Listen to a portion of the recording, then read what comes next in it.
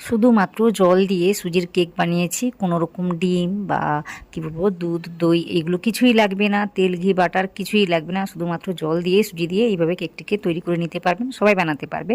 তো খুব সহজ করে দেখিয়েছি, আশা করি আপনাদের ভালো লাগবে। যদি ভালো লাগে তাহলে আমার ভিডিওতে একটা লাইক দিয়ে চ্যানেলটিকে সাবস্ক্রাইব করে নেবেন, পাশে থাকা যে বেল আইকনটা থাকবে ওটাতে প্রেস করতে ভুলবেন না। তাহলে চলুন ভিডিওটি শুরু করে দিই। তো সবার প্রথমে নমস্কার, কেমন আছেন সবাই? আশা করি ভালো আছেন। শুভ্র শান্তি ব্লগে আপনাদের সবাইকে স্বাগত জানাই, আমি শান্তি। কেকটিকে বানিয়ে নেওয়ার জন্য আমি 1 কাপের মতো সুজি নিয়েছি আর হাফ কাপের মতো গোটা চিনি নিয়েছি। তারপর যেটা দিয়েছি 3 চামচের মতো ময়দা, বাইন্ডিংয়ের জন্য দেওয়া, না হলে কেকটা একদমই ঝুরো ঝুরোভাবে তৈরি হবে, তো যার কারণে দেওয়া 3 চামচের মতোই দিয়েছি। তারপর একটু ওই যে গুঁড়ো দুধ দিয়েছি 3 চামচের মতো, এটা দিতেও পারেন আবার নাও দিতে পারেন, তো একটু টেস্টের জন্যই আমি দিয়েছি 3 চামচের মতো। দেওয়ার পর আমি এখানে যেটা দিয়েছি সেটা হলো যে একটু লবণ, একদম অল্প করে দিয়েছি, এটা দিলে কিন্তু খেতে বেশ ভালো লাগে কেকটা, তো যার কারণে দেওয়া। দিয়ে সব কিছুকে ভালোভাবে মিশিয়ে নিতে হবে। তো এভাবে প্রথমে মিশিয়ে নিচ্ছি, তারপর দেখিয়ে দিচ্ছি কি করতে হবে। আগে থেকে জলটাকে আমি গরম করে রেখেছিলাম, তো ওখান থেকে মোটামুটি 1 কাপের মতো জলটাকে নিয়ে এইভাবে দিয়ে দেখবো যে কতটা জল লাগতে পারে বা কি। তো দেখুন, একটা কথা মাথায় রাখবেন, এখানে আমি অল্প করে চিনিটাকে দিয়েছি, যার কারণে কিন্তু একটু বেশি করে জলটাকে দিতে হবে।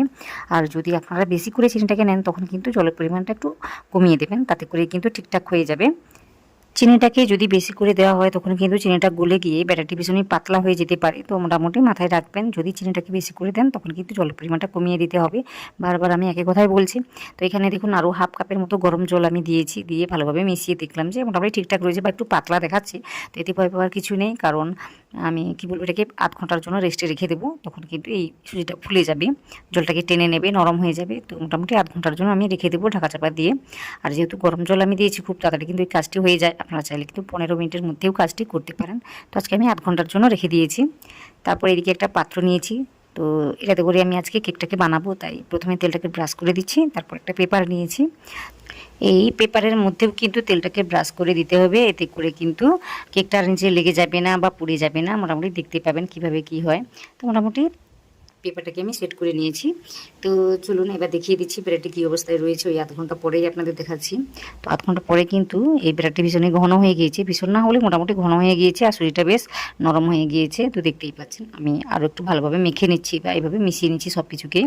তো মিশিয়ে নেওয়ার পর আরও কয়েকটা উপকরণ আমি এতে মেশাবো যাতে কেকটা সুন্দরভাবে তৈরি হয়।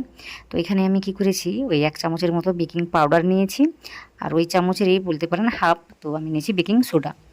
কেক বানাতে গেলে কিন্তু এই দুটি উপকরণ অবশ্যই দিতে হবে, না থাকলে 1 প্যাকেট ইনোডেমও দিতে পারেন, তাতে করে কিন্তু কাজটি হয়ে যাবে। তো আমি কি করেছি, এর উপরে ওই যে একটু ভিনেগার দিয়েছি ওই 1 চামচের মতোই, এটা দেওয়ার কারণে কিন্তু কেকটি সুন্দরভাবে ফুলবে। তো মোটামুটি এইভাবে দিয়ে সব কিছুকে ভালোভাবে মিশিয়ে নিচ্ছি।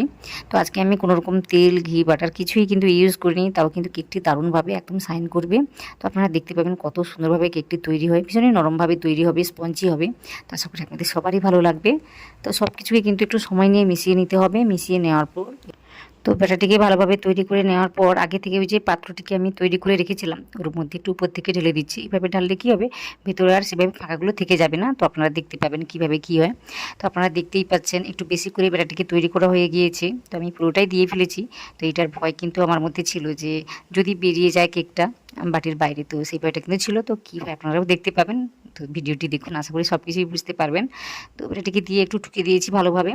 ঠুকিয়ে দেওয়ার পর আমি কি করেছি, ওই যে বাদাম কুচি, একটু কুমড়ো বীজ, তারপর ওই যে একটু ওই যে কী বলবো কিশমিশ দিয়েছি, ওইগুলো দিয়ে সাজিয়ে দিয়েছি, দেখতে দারুণ লাগছে। তো এইভাবে সাজিয়ে দেওয়ার পর ওই যে আগে থেকে আমি কড়াইটাকে ভালোভাবে গরম করে নিয়েছিলাম, খুব ভালোভাবে গরম করে নিতে হবে, কিন্তু গরম করে নেওয়ার পর এইভাবে একটা স্ট্যান্ড বসিয়ে দিতে হবে। তার উপরে কেকের বাটিটাকে খুব সাবধানে বসিয়ে দিতে হবে। বসিয়ে দেওয়ার পর একটা সুন্দর করে ঢাকনা লাগিয়ে দিতে হবে। ঢাকনাটাকে লাগিয়ে দেওয়ার পর 30 থেকে 35 মিনিট একদম লো আর মিডিয়ামের মাঝামাঝি রেখে এইভাবে তৈরি করে নিতে হবে। কেকটা কিভাবে তৈরি হয়েছে, ওই যে বলছিলাম ব্যাটার একটু বেশি করে দেওয়ার কারণে কিন্তু বাটির বাইরে বেরিয়ে গিয়েছে, ঠিক এইভাবে তৈরি হয়েছে। সে যাই হোক, আপনাদের আমি সুন্দর করে কেটে দেখাবো, অবশ্যই দেখাবো কেমন হয়েছে। তো একটা কাঠি ঢুকিয়ে দেখলাম যে কেকটা সুন্দরভাবে তৈরি হয়ে গিয়েছে। একদম 35 মিনিট কিন্তু আমি মিডিয়াম আর লোয়ের মাঝামাঝি রেখেই কাজটি করেছি, এতে করে কিন্তু কেকটা সুন্দরভাবে তৈরি হয়ে গিয়েছে। আর কালারটা দেখুন কত সুন্দরভাবে এসেছে। তো এখন কিন্তু গরম রয়েছে, এটাকে আমি নামিয়ে নিচ্ছি। নামিয়ে নেওয়ার পর ঠান্ডা করে নিচ্ছি, তারপর দেখাচ্ছি আমি কি করেছি। তো এই যে সাইডে লেগে আছে ওইগুলোকে আমি কেটে ফেলে দেবো বা খেয়ে নেবো পরে, কিন্তু এভাবে একটু সাইজ করে কেটে নিয়েছি। পুরোপুরি ঠান্ডা করে নেওয়ার পর কিন্তু কেকটাকে বের করালে কোথাও কিছু লেগে যাবে না। আর পেপারটাকে দেওয়ার কারণে কিন্তু কোথাও কিছু লেগে যায়নি বা পুড়েও যায়নি, আশা করি সব কিছুই দেখতে পাচ্ছেন। তো পেপারটাকে সরিয়ে আপনাদের আমি দেখিয়ে দেবো, তাছাড়া কেটেও দেখাবো ভেতরটা কত সুন্দরভাবে তৈরি হয়েছে। কেকটি দেখুন কত সুন্দরভাবে তৈরি হয়েছে, আর গুঁড়ো দুধটা দেওয়ার কারণে কিন্তু কালারটা এত সুন্দরভাবে এসেছে। তো আশা করি আপনাদের রেসিপিটি ভালো লেগেছে। দেখুন কেকটি দেখে বোঝাই যাচ্ছে না যে এর মধ্যে ডিম, দুধ, দই বা কী বলবো তেল, ঘি, বাটার কিছুই নেই, শুধুমাত্র জল দিয়ে বানিয়েছি। তাও দেখুন কেকটা কত সুন্দরভাবে তৈরি হয়েছে। তো আশা করি আপনাদেরও ভালো লাগছে। যদি ভালো লেগে থাকে তাহলে আমার ভিডিওতে একটা লাইক দিয়ে চ্যানেলটিকে সাবস্ক্রাইব করে নেবেন। পাশে থাকা যে বেল আইকনটা আছে ওটাতে প্রেস করতে ভুলবেন না। এইরকমই রেসিপি দেখতে চাইলে সেটা কিন্তু কমেন্ট করে জানাবেন। তাছাড়া এই জল দিয়ে সুজির কেক রেসিপিটি কেমন লাগলো সেটাও কিন্তু কমেন্ট করে জানাবেন। আশা করি আজকের রেসিপিটি আপনারা সম্পূর্ণ দেখেছেন, ওই প্রথম থেকে শেষ পর্যন্ত আপনারা যারা দেখেছেন আপনাদের সবাইকে অনেক অনেক অনেক ধন্যবাদ জানাই।